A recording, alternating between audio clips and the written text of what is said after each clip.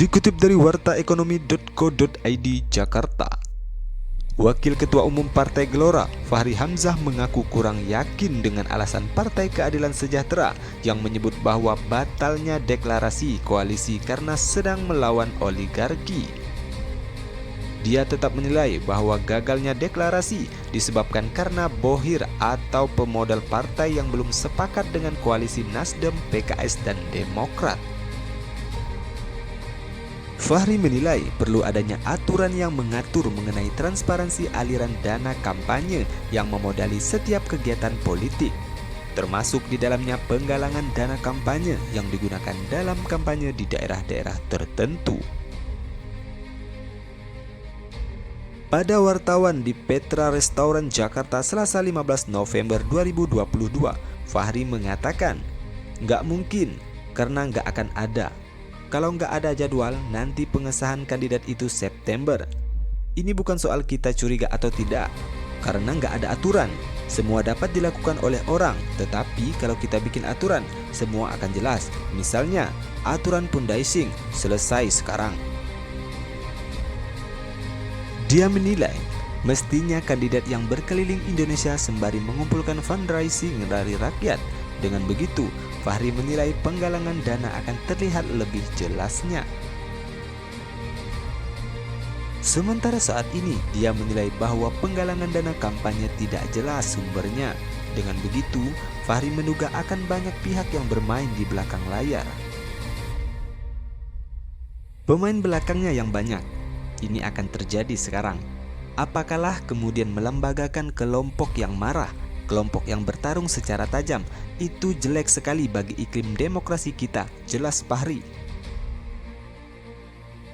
Fahri juga menilai, mestinya Nasdem dan capresnya Anies Baswedan berani menantang partai politik lainnya untuk segera mengumumkan kandidat yang diusung dalam gelar Pilpres 2024 mendatang.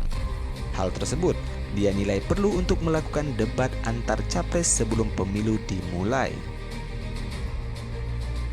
Selain itu, Fahri juga menilai bahwa Nasdem mestinya mendorong para kadernya yang berada di parlemen untuk menyuarakan regulasi terkait kandidat presiden.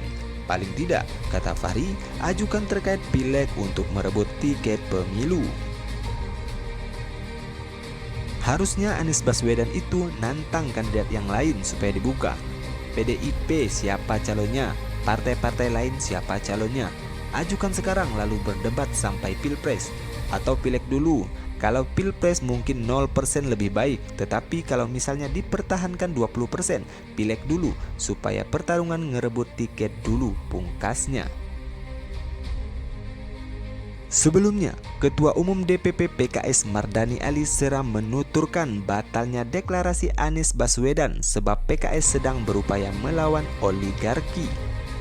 Mardani menegaskan, pihaknya masih membahas soal politik biaya tinggi dalam mengusung pasangan calon presiden dan calon wakil presiden. Dia mengaku tidak ingin koalisi tersebut nantinya malah dikuasai pemodal besar. Dikutip dari unggahan Twitternya, @mardani_alisera 12 November 2022, Mardani mengatakan, "Kenapa belum deklarasi?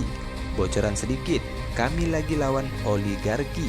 Ini enggak boleh ada pemodal besar yang menguasai kita." Demikianlah kilas figur kali ini. Tetap kunjungi channel ini untuk mendapatkan pembaruan informasi Anda.